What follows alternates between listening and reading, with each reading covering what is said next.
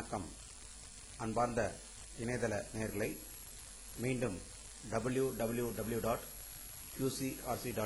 என்ற இணையதளத்திற்காக நியூஸ் தமிழ் செய்தி அறிக்கையில் உங்களை மீண்டும் சந்திப்பதில் பெருமகிழ்ச்சி அடைகிறோம்.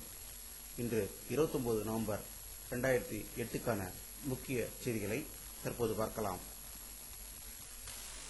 கடந்த 59 மணி நேரமாக மும்பையில் தீவிரவாதிகளுக்கு எதிராக நடந்த சண்டையில் இன்று காலை கடைசியாக 3 தீவிரவாதிகள் தாஜ் ஹோட்டலில் கொல்லப்பட்டதாகவும், இதன் மூலம் தீவிரவாதிகளில் ஒருவரும் அங்கு இல்லை என்பதும், அது தீவிரவாதத்துக்கு எதிர்ப்பான சண்டை முடிவுக்கு கொண்டு வரப்பட்டதாகவும் மும்பையிலிருந்து வரும் தகவல்கள் தெரிவிக்கின்றன.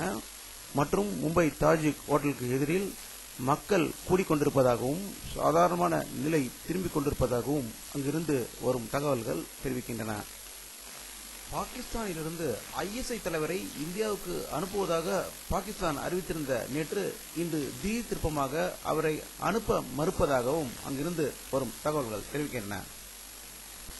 பாகிஸ்தானிலிருந்து உளவுத்துறை தலைவரை அனுப்பி வைக்குமாறு கேட்பதற்கு பதில் தாவூத் இப்ராஹிமை நாடு கடத்தி அனுப்பி வைக்குமாறு பாகிஸ்தான் அரசிடம் வலியுறுத்த வேண்டும் என்று பாரதிய ஜனதா கட்சி பிரதம வேட்பாளர் திரு அத்வானி அவர்கள் வலியுறுத்தியிருக்கிறார்கள்.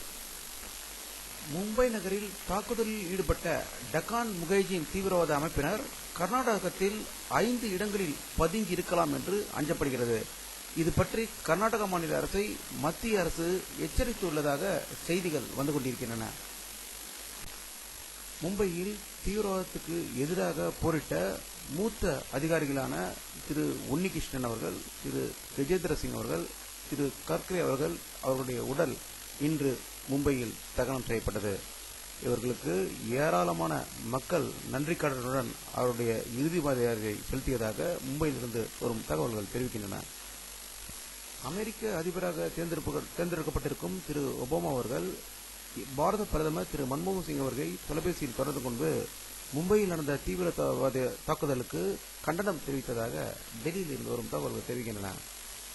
டெல்லியில் இன்று நடந்த சட்டசபை தேர்தல் மிக அமைதியாக நடந்ததாகவும், எந்தவித அசம்பாவித சம்பவங்கள் நடக்கவில்லை என்றும் அங்கு டெல்லியிலிருந்து வரும் தகவல்கள் தெரிவிக்கின்றன. ஜம்மு காஷ்மீரில் 5வது கட்ட தேர்தல் ஞாயிற்றுக்கிழமை அன்று நடக்க இருக்கிறது. அதற்கான பணிகள் மிக தீவிரமாக நடந்து கொண்டிருப்பதாகவும், தீவிரவாதிகளின் தாக்குதல் அச்சுறுத்தலிருந்து மக்களை பாதுகாப்பதற்கு வேண்டிய அனைத்து உதவிகளும் அங்கு செய்யப்பட்டு கொண்டு வருவதாகவும் தேர்தல் ஆணையத்திலிருந்து ஒரு தகவல்கள் தெரிவிக்கின்றன.